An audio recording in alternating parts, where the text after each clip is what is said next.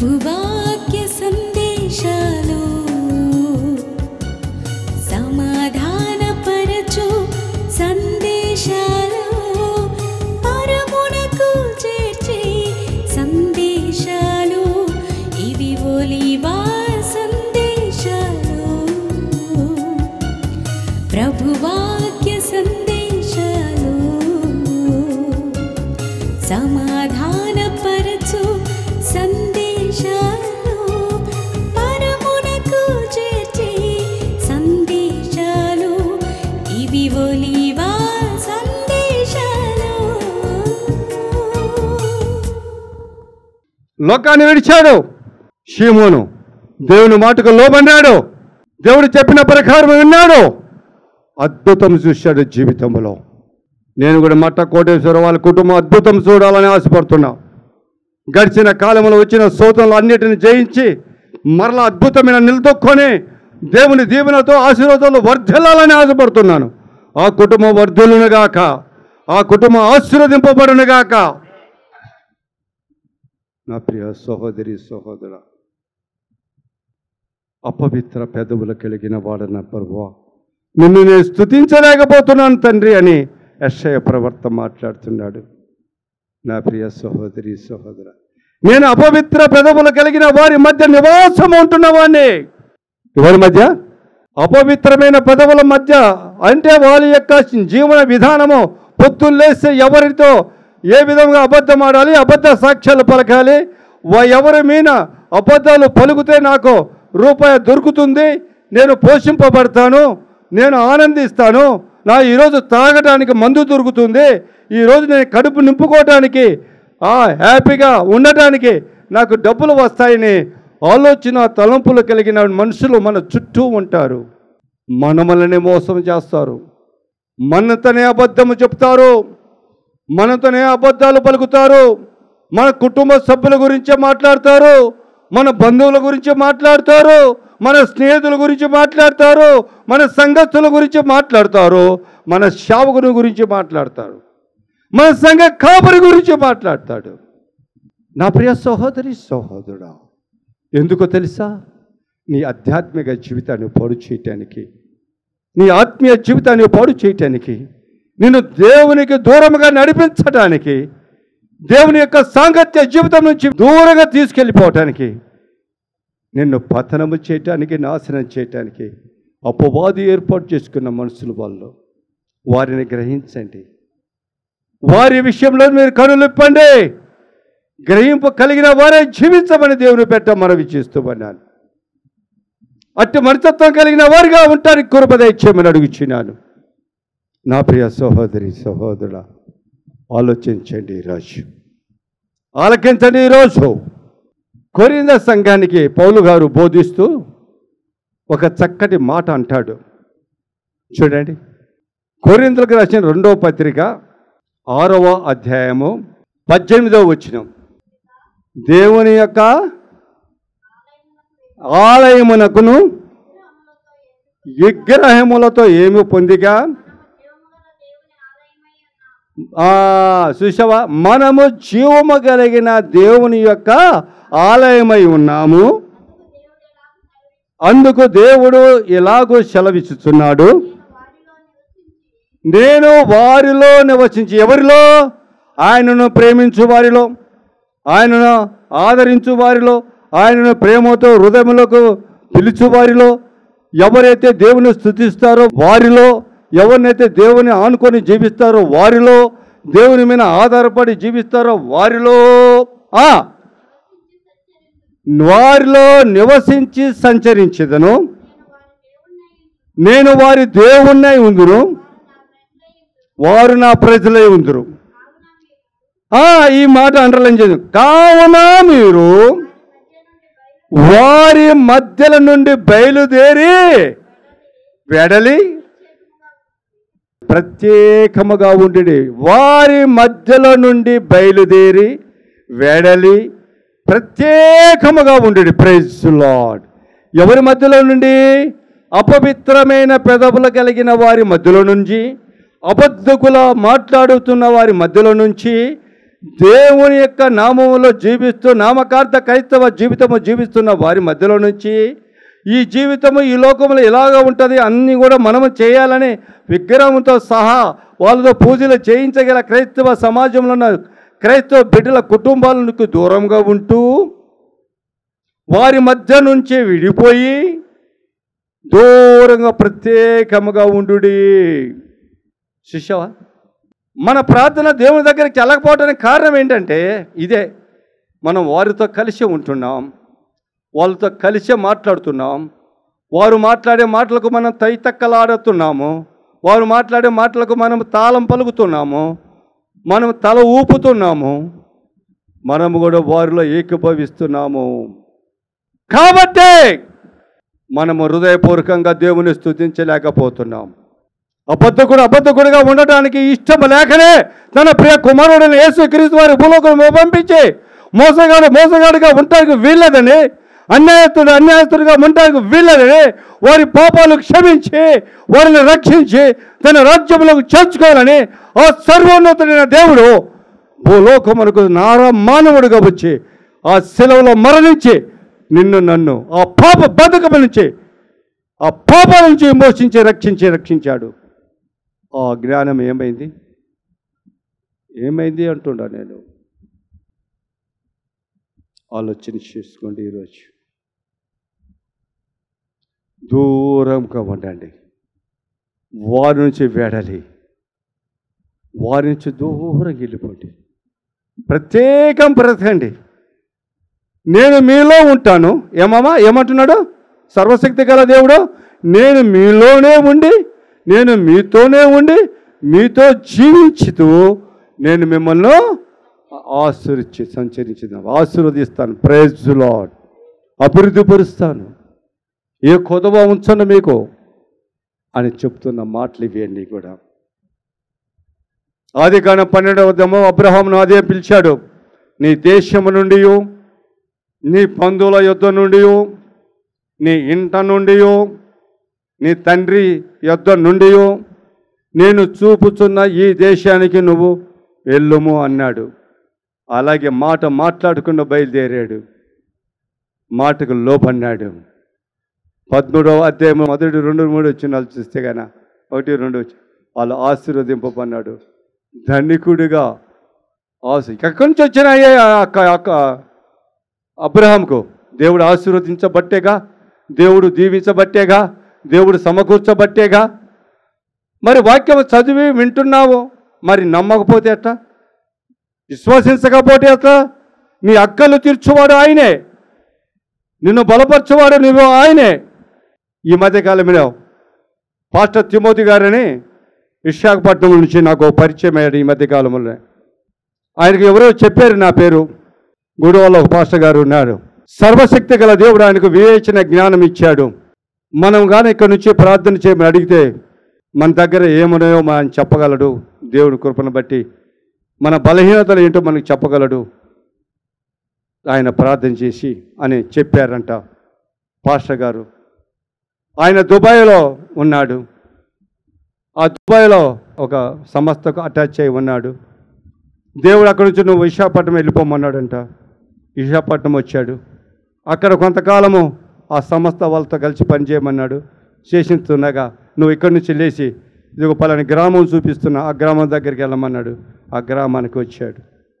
అప్పుడే కొత్తగా కట్టిన ఇల్లు, అప్పుడు అద్దెకి ఇవ్వబడిన రాయబడిన ఇల్లు అడిగాడు. ఉండాయి పాస్టర్ గారు ఉండండి మంచిది అన్నారు. వాళ్ళంతా ఆ గ్రామం మొత్తం హిందువులే. ఉండమన్నాడు. సరే ఆ ఇంట్లో ఉన్నారు. తర్వాత నా విషయం తెలుసుకుని నాకు ఫోన్ చేశాడు, ప్రార్థన చేశాను. కొన్ని సమస్యలు చెప్పితే అది వాస్తవమే ఒప్పుకున్నారు. నేను ప్రార్థన చేసిన తర్వాత తన భార్య ఆ స్థితి నుంచి కొద్దిగా మేలు జరిగింది, స్వచ్ఛత వచ్చింది. ఒక రకంగా తన భార్యకు నమ్మాడు. తన బిడ్డకు కూడా మేలు జరిగింది, నమ్మాడు. తరచుగా ప్రార్థన చేయించుకుంటుంటాడు అప్పుడప్పుడు. ఆయన పాస్టరే, మంచి పాస్టర్, అటు ఇటు పాస్టర్ కాదు, సర్వశక్తి గల దేవుడు తోడే ఉన్న పాస్టరు, ప్రభువుని యేసుక్రీస్తు వారు తోడే ఉన్న పాస్టరు, ఆయన ప్రార్థన ఆలకించే పాస్టరు. అటువంటి తిమోతి గారు ఆయన అభిషేకం పొందిన పాస్టర్ గారు. మొన్న అనుమానం వచ్చింది, ఒక 15 రోజుల క్రితం నాకు ఆయనకు అనుమానం వచ్చి నాతో ప్రార్థన చేయి, నాకు కళ వచ్చింది, ఇలా కళ అని చెప్పుకొచ్చాడు. ఆ కళభావం అని చెప్పాను నేను. చెప్పిన తర్వాత అంకుల్ ప్రార్థన చేయండి అంకుల్, నాకు భయం వేస్తుంది అన్నాడు. అరే నీకు భయం ఎందుకు నానా అన్న. లేదు అంకులు, ప్రార్థన చేయి అంకులు, ఈ కళ ఆ కళభావం నువ్వు చెప్పిన తర్వాత నాకు భయం వేయటం మొదలైంది నా హృదయంలో. ప్రార్థన చేశాం. వాళ్ళ అబ్బాయి 9 సంవత్సరాల వయసు గలవాడు.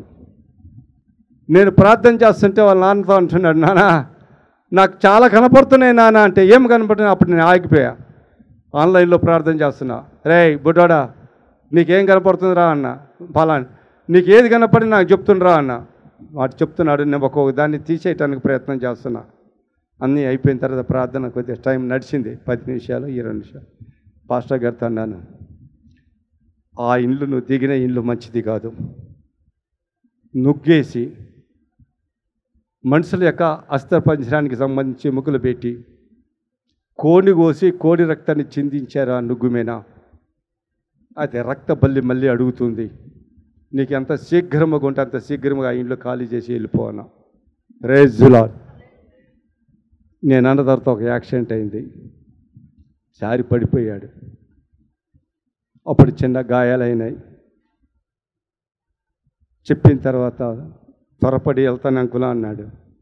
మళ్ళీ ఈరోజు ఉదయం ఫోన్ చేశాడు, అంకులు నా చెయ్యి ఎముకలు ఇరిగినాయి అంకులు, మళ్ళీ యాక్సిడెంట్ అయింది అంకులు, రక్తం కళ్ళ చూస్తా ఉంటుందిరా, ఆ స్థలం మంచిదిగా ఇల్లు మారమంటే వెళ్ళిపోతాను అనుకుంటాను, కుదరాలి కదా అంకులు అంటున్నాడు. వాడు కూడా కానుకల మీద బతికేవాడే, ఆదాయం లేదు పాస్టర్ గారికి.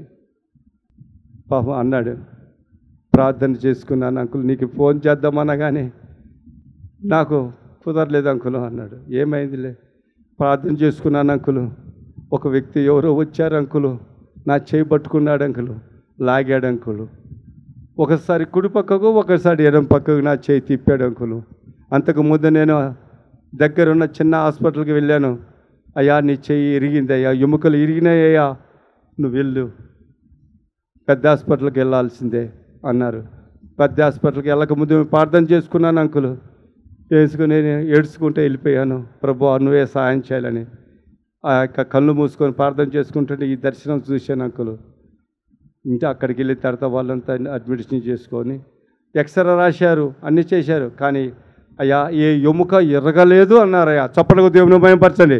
ఏ ఎముక ఎరగలేదు అన్నారు అంకులు. ఆ వ్యక్తి ఎవరు అంకులు అంటే నీ దేవుడేనన్నా. ఏమన్నా? నీ దేవుడే నీకు సహాయం చేశాడు. నీ ప్రార్థన, నీ కుటుంబ ప్రార్థన దేవుడు ఆలకించాడు. ఇరిగిపోయిన ఎముకలను తిరిగి కట్టింది ఆయనే, భయపడకో, ప్రార్థన చేస్తాలే ఈరోజు అని చెప్పి ధైర్యం చెప్పాను. చెయ్యండి అంకుల్. అందుకే ఫోన్ చేశారు, త్వరగా వెళ్ళిపోతాను అంకులు, నా గృహం చుట్టూ కంచె వేసేలాగా. నీ ప్రార్థన మీద నాకు విశ్వాసం ఉంది అంకులు, నీ ప్రార్థన మీద నాకు నమ్మకం ఉంది అంకులు, కాపుదల దయచేయమని ప్రార్థన చేయి సర్వశక్తి గల దేవునికి అని చెప్పి అన్నాను. Praise the lord. ఎందుకు ఈ మాటలు చెప్తున్నానంటే, నా ప్రియ సహోదరి సహోదరా, ఎవరు నమ్మినా నమ్మకపోయినా, ఎవరు ఏమనుకున్నా నాకు అభ్యంతరం లేదు. ఈ విధంగా మీరు వచ్చినట్టు తిట్టినా నాకు అభ్యంతరం లేదు, నా ముఖం మీద దూషించిన నాకు అభ్యంతరం లేదు. నా దేవుడు నాకు ఇచ్చిన కృపవరం, నా దేవునికి నేను ఒడంబంగా చేసుకున్న మాట ప్రకారము ఒక్కరొచ్చిన సువార్త ప్రకటిస్తా, ఇద్దరు వచ్చిన సువార్త ప్రకటిస్తా. సువార్త ప్రకటించటమే, ఆగేది లేదు. నేను ఈ మందిరములో ఉండి నా ఎదుట పరిశుద్ధాత్మ దేవుడు ఆత్మస్వరూపుడైన నా నజరేయుడైన యేసుక్రీస్తు వారి యొక్క ఆత్మ నిలిచి ఉండగా నేను ఈ మాట చెప్తున్నాను. సర్వశక్తి గల దేవుని యొక్క ఆత్మ సాక్షిగా ఒక్కరు ఉన్నగా నిన్న వాక్యం చెప్తా. కానీ శిబిరాన్ని వదిలేది లేదు.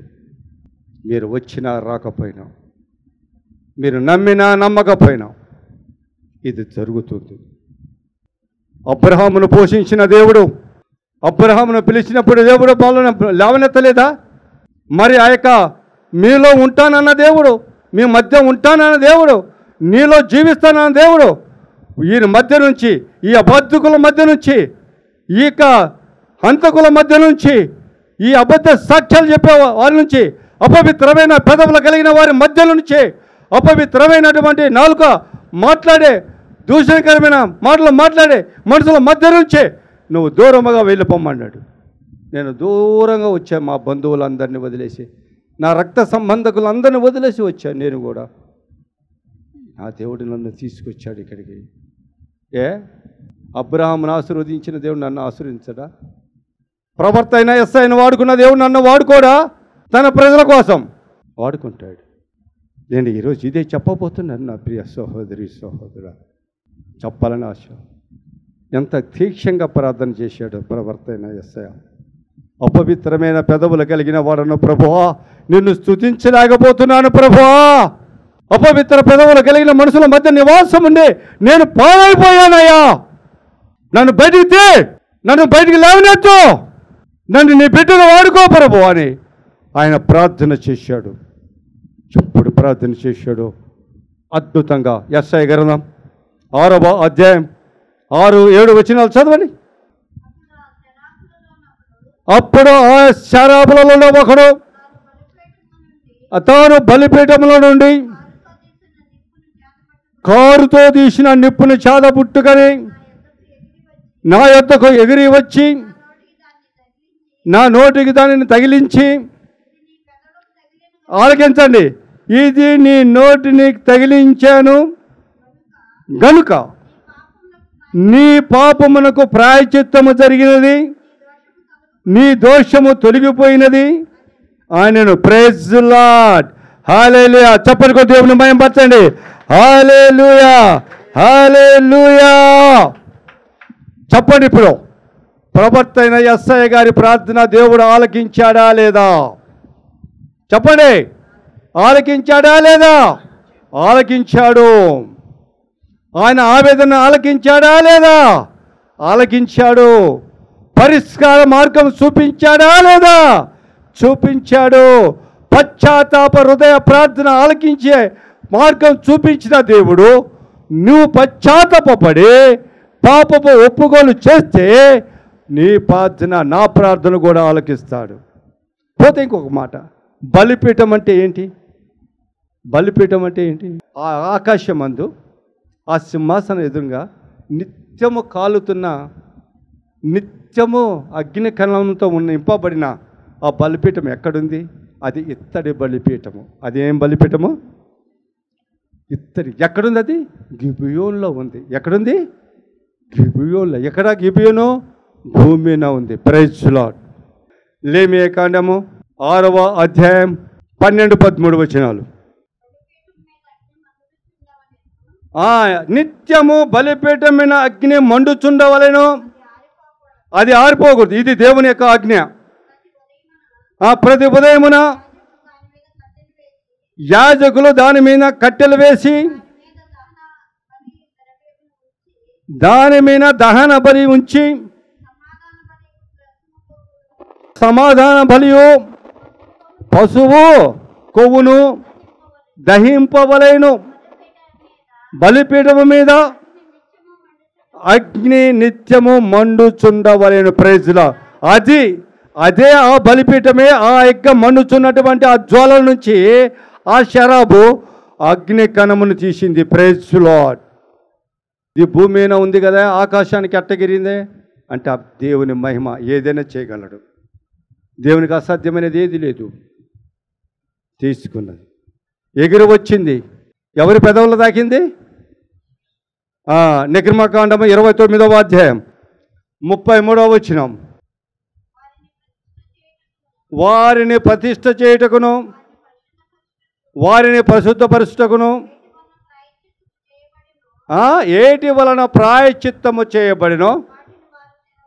Praise the Lord. ప్రాయశ్చిత్తము ప్రతిష్ఠించటానికి, పరిశుద్ధపరచటానికి దహన బలులు, పాప పరిహారార్థ బలులు, ప్రాయశ్చిత్తపు బలులు అక్కడ అర్పించాలి. Praise the Lord. కానీ మన కొరకు ఎవరు అర్పించారండి? పరిశుద్ధపరచటానికి, దేవుని నామంలో ప్రతిష్ఠించటానికి ప్రభువుని యేసుక్రీస్తు వారిని బలిగా అర్పించిన శిలువలో. చప్పట్లకు దేవుని మహిమపరచండి. Praise the lord. ప్రభువైన యేసుక్రీస్తు వారిని బలిగా అర్పించాడు కనుకే మన యొక్క ప్రతిష్ట కొరకు యేసు నామములో ప్రతిష్ఠించబడటానికి తండ్రి కుమారులుగా తండ్రి కుమార్తెలుగా ప్రతిష్ఠించబడినాము. మనము పరిశుద్ధపరచబడినాము. యేసుక్రీస్తు రక్తధారల చేత మనం దేవుని రాజ్యంలో ఆ సింహాసనం ఎదురుగా నిలబడటానికి యోగ్యులుగా పరిశుద్ధపరచబడినాము. పాప పరిహారార్థ పశ్చాత్తాప బలి ఆయన బలించాం. కాబట్టి ఈరోజు మనం మనుషులమైన దేనికి ఎటువంటి బలి అర్పించాలి? ఇరిగిన నలిగిన హృదయ బలి అర్పించాలి. అది ఎక్కడుంది? కీర్తన 51:16 వచనం. నువ్వు బలిని కోరువాడవు కావు, కోరిన ఎడలా నేను అర్పించదును. దహన బలి నువ్వు ఇష్టమైనది కాదు, ఇరిగిన మనసే నీకు ఇష్టమైన బలి. దేవా, ఇరిగి నలిగిన హృదయము నువ్వు అలక్ష్యము, ఇరిగి నలిగిన హృదయము నువ్వు అలక్ష్యము చేయవు. అంటే నువ్వు నీకు అయిష్టము కానిది కాదు, ఇష్టమైంది.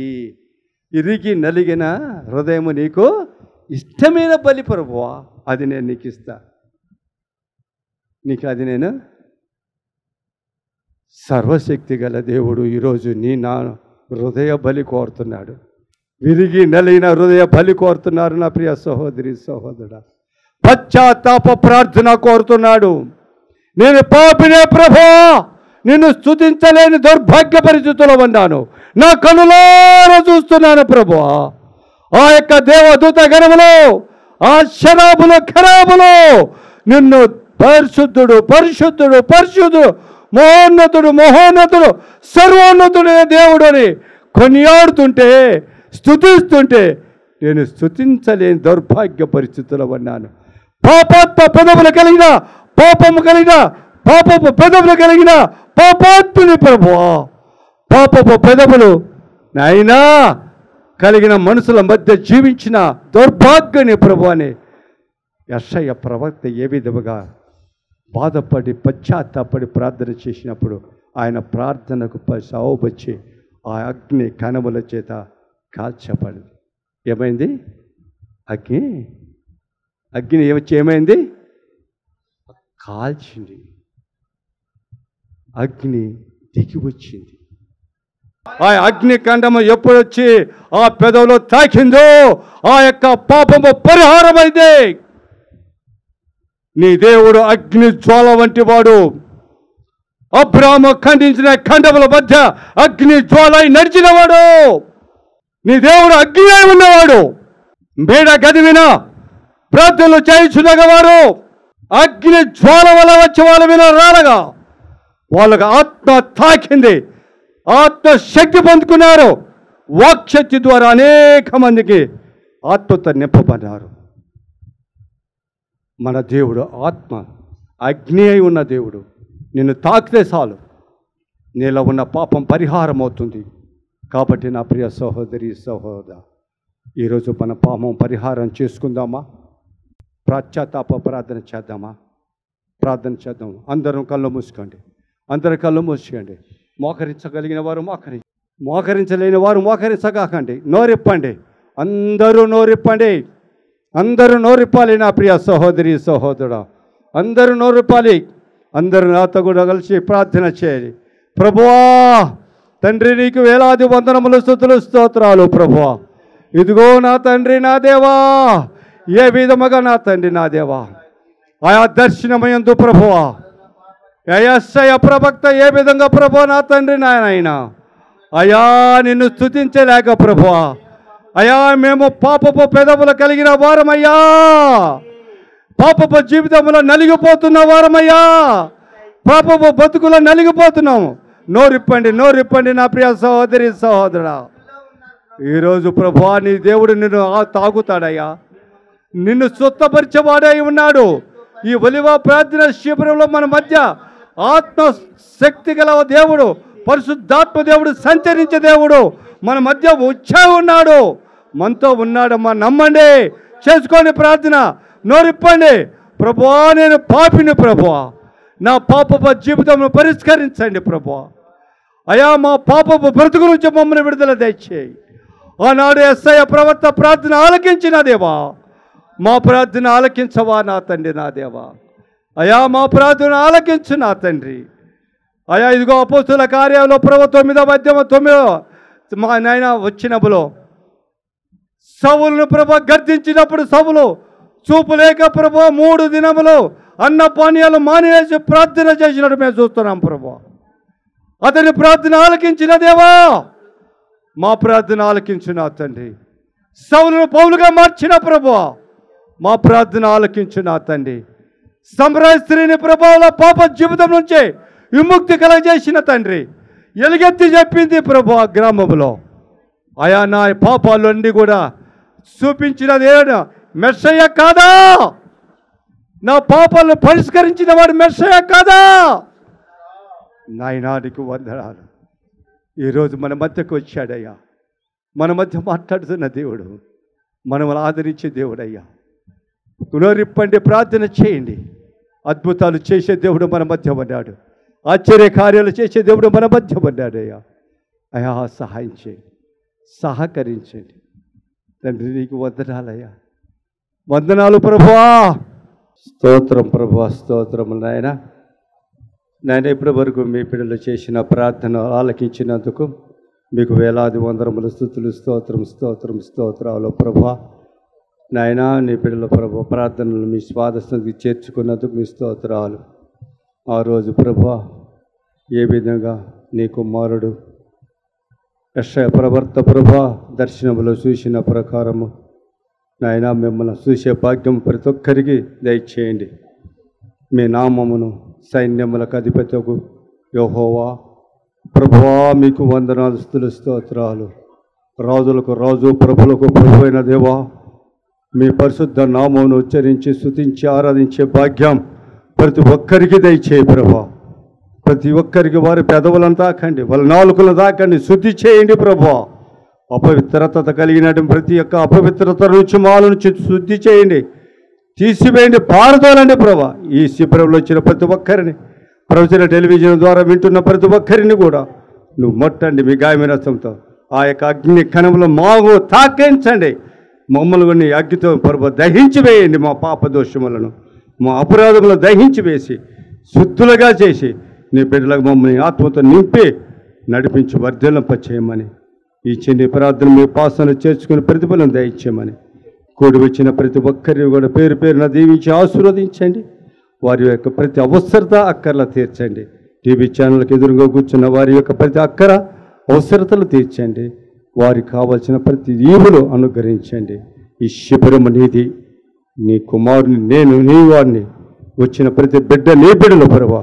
మీరు దీవించబడతాం, మీరు ఆశీర్వదిస్తే ఆశీర్వదింపబడతాం, మీ రక్తం ద్వారా శుద్ధి చేస్తే శుద్ధి చేయబడతాం. నీ రాజ్య వారసులుగా మేము జీవిస్తాం. నాయన అట్టి భాగ్యం అందరికీ అనుగ్రహించి మీరే మహిమ పొందుకోమని ఇచ్చి నీ ప్రార్థన మీ పాసనలు చేర్చుకుని ప్రతిఫలం దయచేయమని మా ప్రభు ప్రియకుమారుని యేసు నామములో అడిగి వేడుకొంచున్నాను పరమ తండ్రి. ఆమేన్, ఆమేన్. Praise the Lord. ఒలీవ సందేశాలు, ప్రభు వాక్య సందేశాలు, సమాధానపరచు సందేశాలు, పరమునకు చేర్చే సందేశాలు, ఇవి ఒలీవ సందేశాలు, ప్రభు వాక్య సందేశాలు, సమాధానపరచు సందేశాలు, పరమునకు చేర్చే సందేశాలు, ఇవి ఒలీవ